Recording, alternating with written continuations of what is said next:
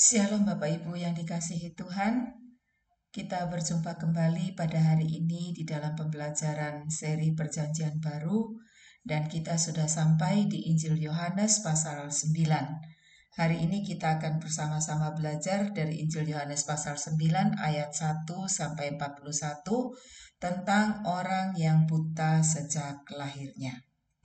Kita akan membaginya di dalam beberapa bagian ya. Bagian yang pertama, kita akan melihat dari Yohanes pasal 9 ayat 1 sampai 7. Dalam bacaan ini kita membaca bahwa Yesus murid-muridnya bertemu dengan seorang yang buta sejak lahir. Murid-murid telah memiliki pemahaman bahwa jika ada orang yang sakit berat atau terkena musibah atau penderitaan atau bahkan seperti orang yang buta sejak lahirnya seperti ini, pastinya disebabkan karena dosa. Makanya mereka bertanya kepada Tuhan Yesus, siapa yang berbuat dosa ini sehingga orang itu terlahir buta?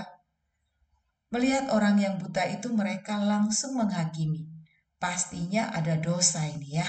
Dosanya siapa gerangan yang membuat orang ini terlahir buta? Nah, mendengar pertanyaan murid-muridnya, Tuhan Yesus menjawab bahwa bukan dosanya orang itu atau juga bukan dosa orang tuanya, tapi pekerjaan-pekerjaan Allah harus dinyatakan di dalam Dia. Kita bisa lihat itu di dalam ayat 3 sampai ayat 5. Saya akan bacakan. Jawab Yesus, bukan dia dan bukan juga orang tuanya, tetapi karena pekerjaan-pekerjaan Allah harus dinyatakan di dalam Dia. Kita harus mengerjakan pekerjaan Dia yang mengutus aku selama masih siang. Akan datang malam di mana tidak ada seorang pun yang dapat bekerja. Selama aku di dalam dunia, akulah terang dunia. Nah, mendengar ini tentunya murid-murid kaget ya.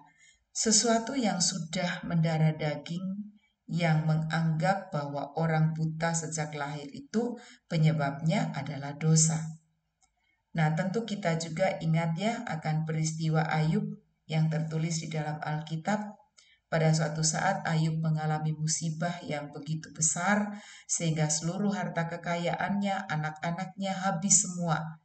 Dan ketika teman-temannya datang menjenguknya, mereka tidak memberikan penghiburan, tetapi sebaliknya mereka menuduh dia bahwa Ayub ini sudah berbuat dosa yang sangat-sangat hebat sehingga dia boleh mengalami itu. Ya, nah, Bapak Ibu yang dikasihi Tuhan, bukankah hal yang sama sering terjadi juga dalam kehidupan kita sehari-hari? Jika ada orang yang mengalami musibah, terkadang kita langsung menghakimi bahwa itu akibat dari sebuah kesalahan atau dosa. Atau bisa jadi juga kita yang dihakimi pada saat kita mengalami musibah atau hal yang tidak enak. Dari kisah yang ditulis dalam Yohanes pasal 9 ini, mari kita belajar bahwa sebuah musibah yang terjadi dalam hidup ini tidak selamanya karena dosa. Ada kalanya terjadi karena Tuhan izinkan itu supaya pekerjaan Allah dinyatakan di dalam kehidupan kita.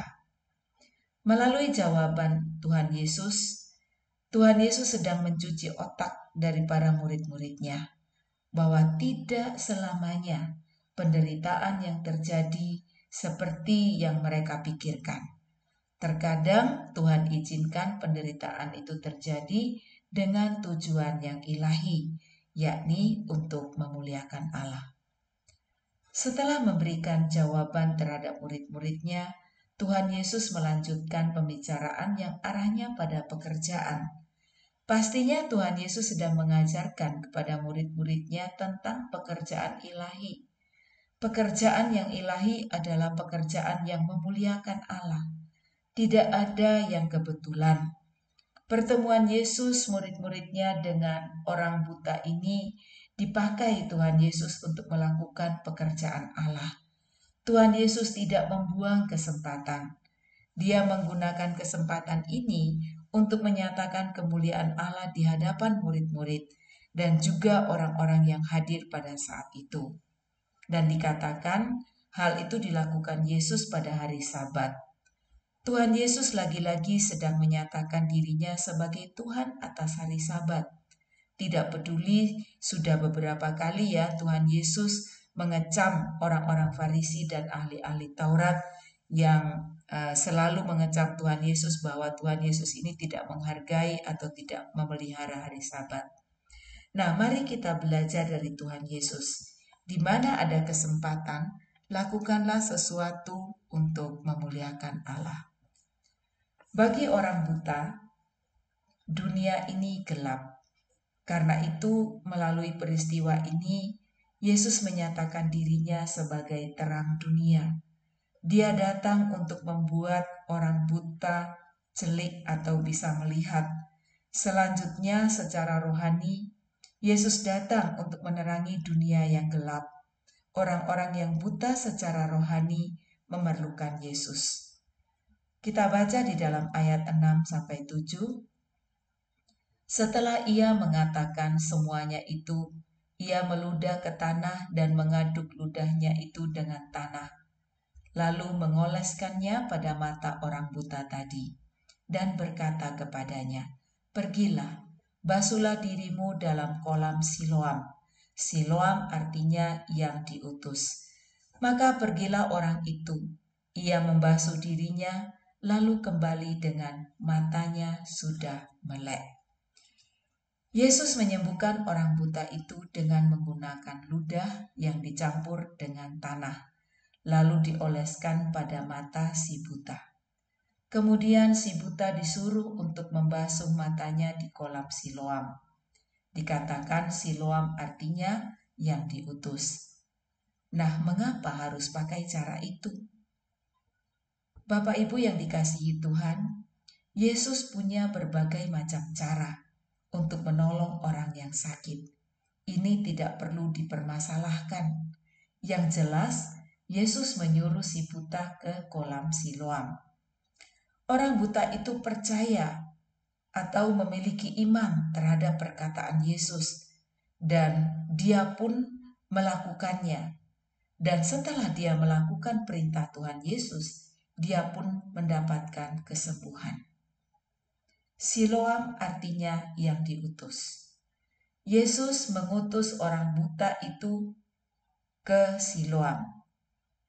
Orang buta yang diutus, dia pergi dan dia mendapatkan kesembuhan.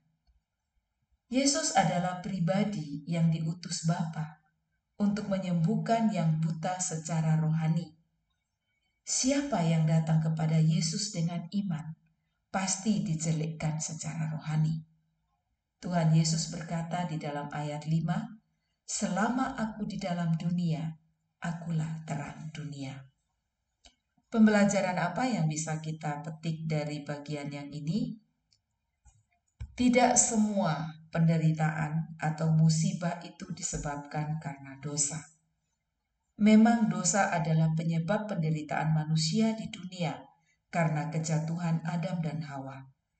Tapi ada juga penderitaan yang diizinkan Tuhan untuk menyatakan kemuliaannya.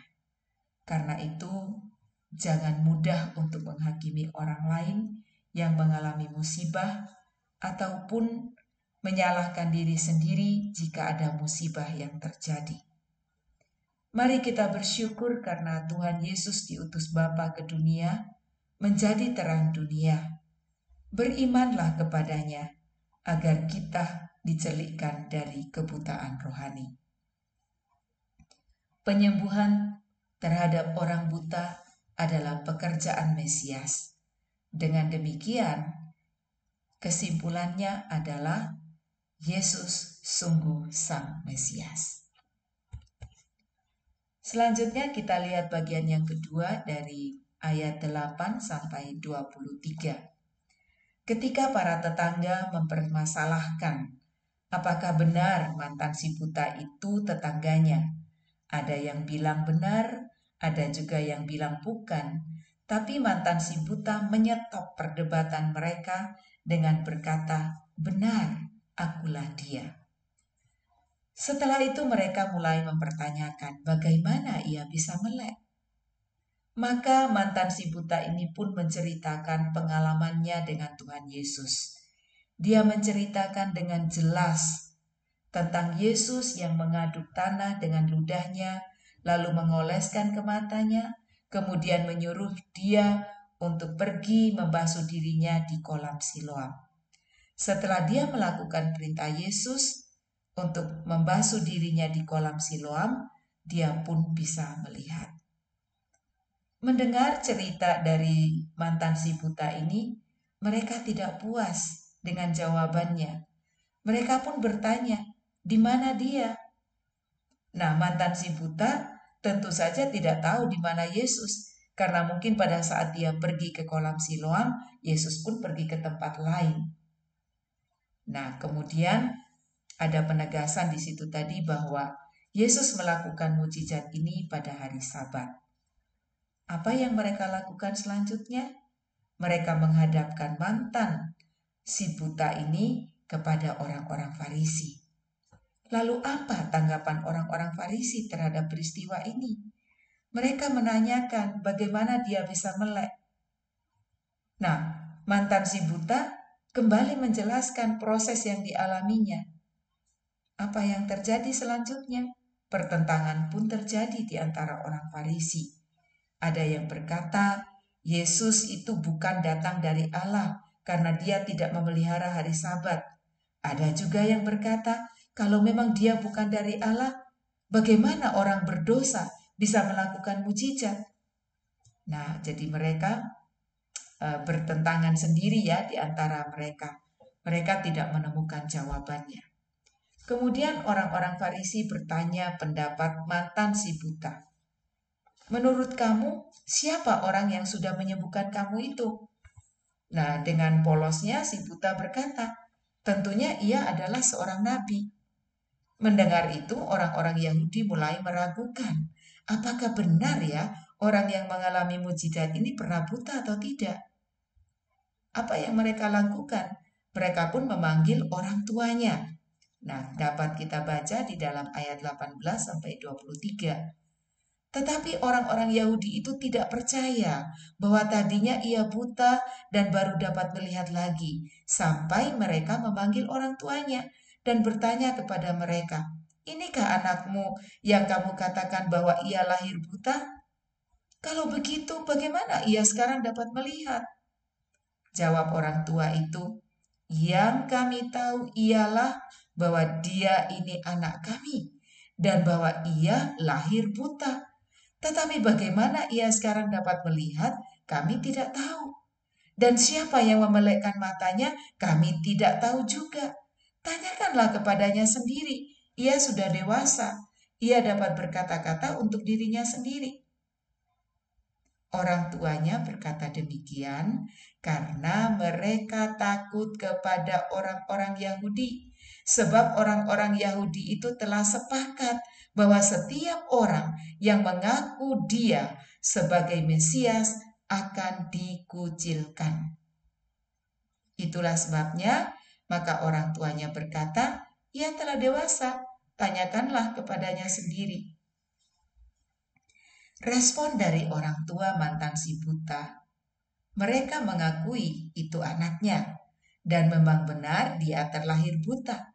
Namun mereka tidak bersedia memberitahu siapa yang telah menyembuhkan anaknya.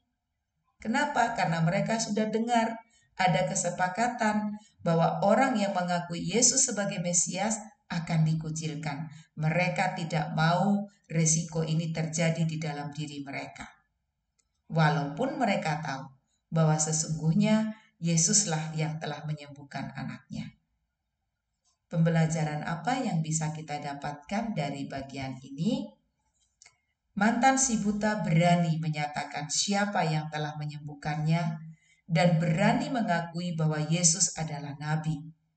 Pengalamannya diceritakan dengan jelas, tidak peduli apa yang akan terjadi pada dirinya. Orang tua mantan si buta adalah contoh orang yang tidak siap menerima resiko, sekalipun mereka tahu kebenaran. Kebenaran harus diceritakan, walaupun ada resikonya. siap menjadi saksinya Tuhan Yesus, dimanapun, kapanpun, dan apapun resikonya. Karena Yesus sungguh Mesias, anak Allah yang hidup. Selanjutnya bagian yang ketiga kita bisa baca di dalam ayat 24 sampai 33. Ketidakpuasan atas jawaban mantan si buta membuat dia ditanyai kembali.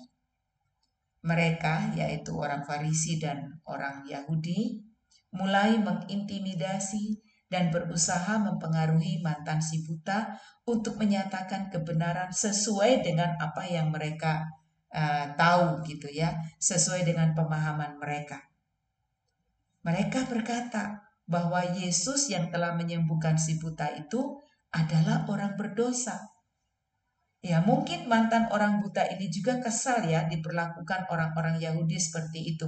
Sehingga ia menjawab, kita bisa baca di dalam ayat 24 dan 25. Lalu mereka memanggil sekali lagi orang yang tadinya buta itu dan berkata kepadanya, katakanlah kebenaran di hadapan Allah. Kami tahu bahwa orang itu orang berdosa. Jawabnya, apakah orang itu orang berdosa? Aku tidak tahu. Tetapi satu hal aku tahu, yaitu bahwa aku tadinya buta dan sekarang dapat melihat. Orang-orang yang tidak puas ini mengulangi pertanyaan yang sama. Di dalam ayat 26 dikatakan, kata mereka kepadanya, apakah yang diperbuatnya padamu? Bagaimana ia memelekkan matamu? Tentunya mereka mengharapkan mantan si buta ini memberikan jawaban yang berbeda. Tetapi kenyataannya mantan si buta ini tetap pada jawabannya. Jawabannya konsisten. Karena sudah mulai lelah dengan orang-orang yang terus menanyai dia tentang kesembuhannya, mantan si buta mulai meledek mereka ya dengan berkata di dalam ayat 27. Jawabnya, telah kukatakan kepadamu dan kamu tidak mendengarkannya. Mengapa kamu hendak mendengarkannya lagi? Barangkali kamu mau menjadi muridnya juga. Nah, orang-orang Yahudi mulai membandingkan diri mereka, mulai mengatakan kata-kata yang mengejek juga di dalam ayat 28 dan 29. Sambil mengejek, mereka berkata kepadanya, engkau murid orang itu, tetapi kami murid-murid Musa. Kami tahu bahwa Allah telah berfirman kepada Musa, tetapi tentang dia itu kami tidak tahu dari mana ia datang. Ketidaksukaan mereka kepada Yesus sangat terlihat ya dari kata-kata mereka yang kasar. Mereka bilang, engkau murid orang itu. Mereka tidak mau menyebut nama Yesus. Mereka mengatakan bahwa mereka adalah murid-murid Musa. Dan Allah telah berfirman kepada Musa, tetapi tentang dia itu kami tidak tahu dari mana ia datang. Padahal Tuhan Yesus sudah pernah berkata kepada mereka. Kalau kita ingat kembali di dalam pembelajaran kita sebelumnya ya, Yohanes pasal 5 ayat 46, di situ Tuhan Yesus berkata bahwa sebab jikalau kamu percaya kepada Musa, tentu kamu juga akan percaya kepadaku. Sebab ia, Musa, telah menulis tentang aku. Tuhan Yesus dengan jelas mengatakan itu kepada mereka. Namun mereka tetap tidak bisa menerimanya. Mereka tetap menolak Yesus. Mereka tidak mau tahu Yesus. Karena apa? Karena hati mereka sungguh-sungguh telah dikeraskan. Ketidakpercayaan mereka membuat hati mereka makin keras. Membatu ya jadinya. Apa tanggapan mantan si buta kepada mereka? Kita baca di dalam ayat 30 sampai 33. Jawab orang itu kepada mereka, aneh juga bahwa kamu tidak tahu dari mana ia datang, sedangkan ia telah memelekkan mataku. Kita tahu bahwa Allah tidak mendengarkan orang-orang berdosa, melainkan orang-orang yang saleh dan yang melakukan kehendaknya. Dari dahulu sampai sekarang tidak pernah terdengar bahwa ada orang yang memelekkan mata orang yang lahir buta.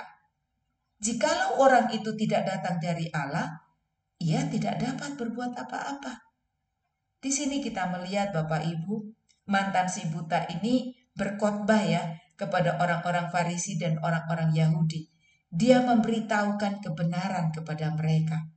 Mantan si buta ini lebih paham tentang Allah daripada mereka yang katanya orang Farisi, orang yang tahu tentang firman ya, tentang firman Allah.